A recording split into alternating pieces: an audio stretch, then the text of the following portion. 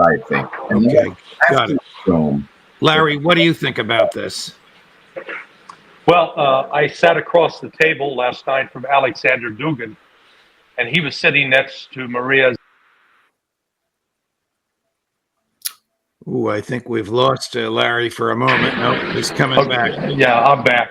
Okay. And I asked Dugin specifically about that.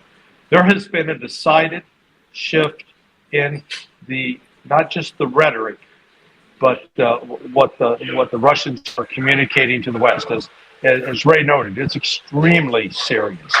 And it's not just Putin, it's Lavrov, and it's the Deputy Foreign Minister Rybkov. I've spoken directly to Rybkov in the past. So the Russians are laying down a marker. They're very serious. And I would anticipate that if the United States follows through with these attacks, that you will see Russian missiles being used against U.S. military bases in Syria and against U.S. military ships in the Red Sea via the Houthis.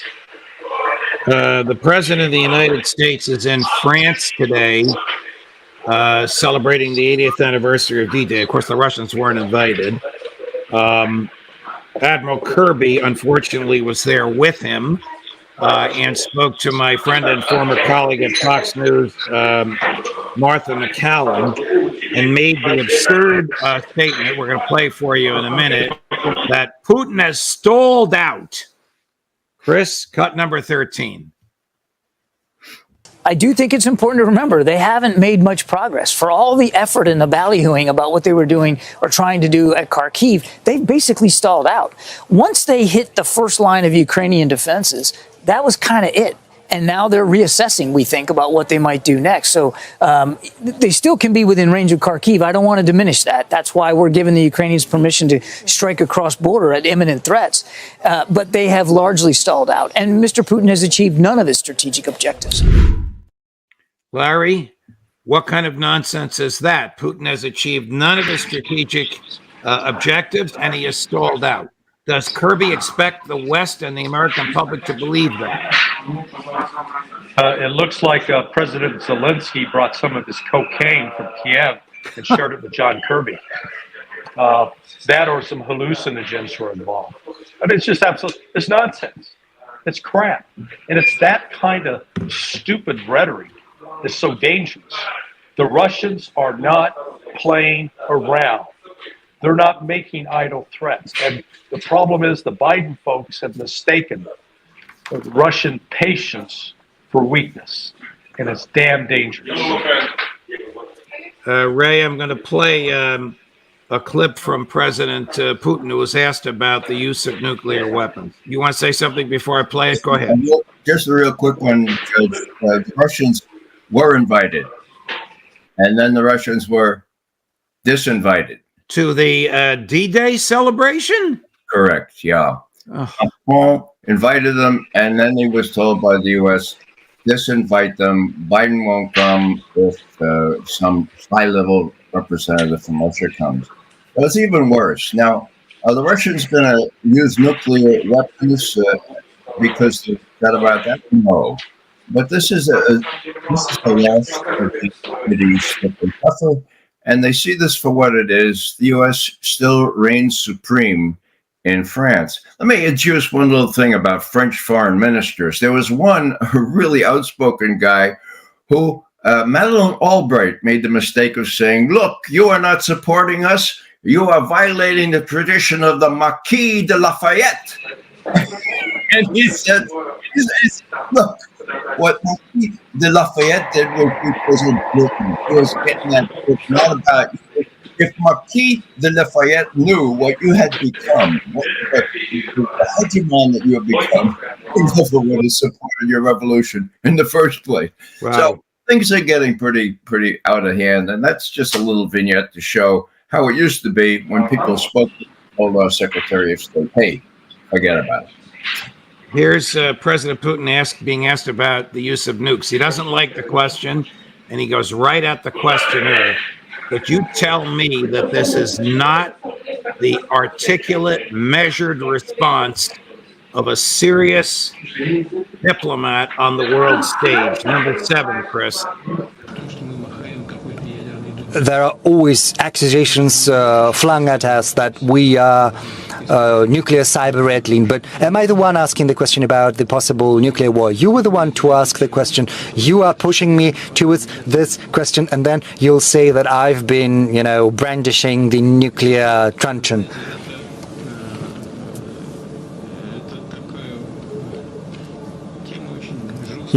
This is a very grave subject. The US is the only country to have used nuclear weapons during the Second World War. Hiroshima, Nagasaki, 20 kilotons. Our tactical nuclear weapons is 75 kilotons, just the tactical nuclear weapons. So let's not push the situation towards the point when even a threat is involved, let alone the use of nuclear weapons. For some reason, the West believes that Russia is never going to resort to that. But we've got the nuclear doctrine in place. Have a look at it. What does it say?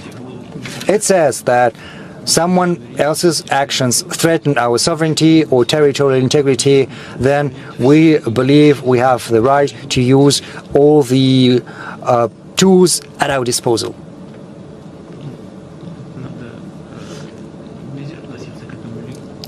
And no one should take that lightly or superficially. There needs to be a professional view of that.